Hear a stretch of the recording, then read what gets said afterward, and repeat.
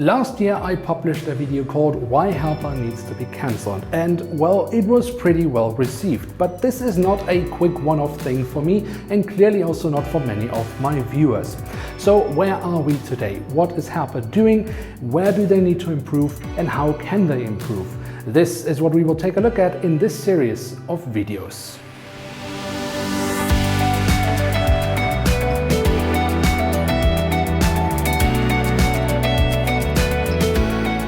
Herpawings is by far the dominant force in the Scale 500 market. Sky 500, Aero Classics or In-Flight 500 all seem to be MIA at the moment. JC Wings has made some fantastic models, but far too few to be a real competitor, and NG models every once in a while talks about starting to make Scale 500 models.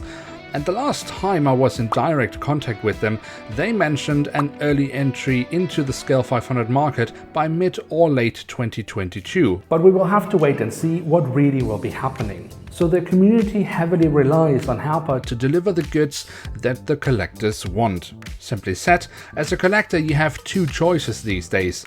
Either buying what Herpa produces or trying to get a custom model made, which however can be rather expensive. Of course, Herpa cannot deliver everything at once and please every single collector all the time. There are limitations to how many products they can produce at once, and they are of course also completely dependent on getting the necessary licenses. I am however also tempted to point out that some of the other major diecast producers successfully have gotten such licenses, so while it isn't always Herpa's fault for not having a license, it does also often look like Herpa just isn't as good at acquiring the necessary license compared to other companies. This in combination with continuously poor product quality, rising prices and customer relations and communication that resemble that of a company from the Stone Age creates the perfect storm of unhappy customers that either abandon the hobby altogether or switch scale and thereby don't buy Herpa products anymore.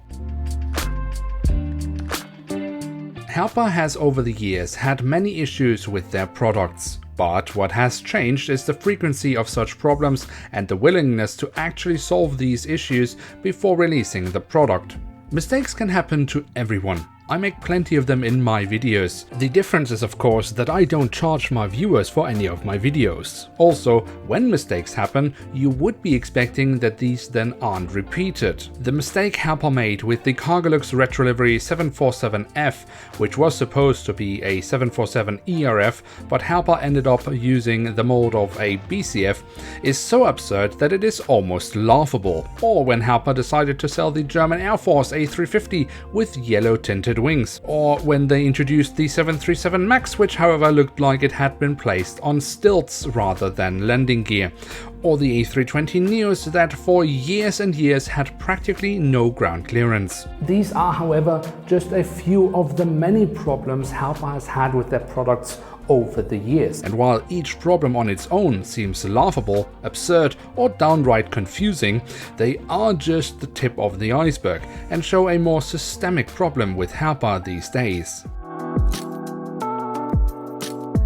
Herpa doesn't produce their Scale 500 models themselves. They, like pretty much all other die-cast manufacturers regardless of scale, have outsourced the production of their models to factories in China. That on its own is by no means a problem, far from it. For many years it has meant a substantial cost reduction, which has made the business of die-cast plane manufacturing rather profitable, while maintaining a high product quality and enabling Herpa to sell models at a reasonable price.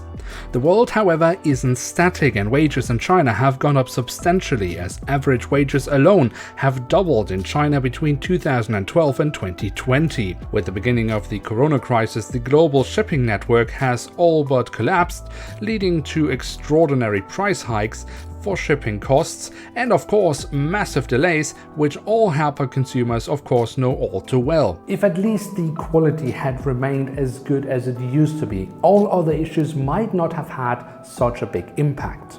Now however, Herpa's customers are facing rising prices while experiencing massive delays and constantly lowered product quality.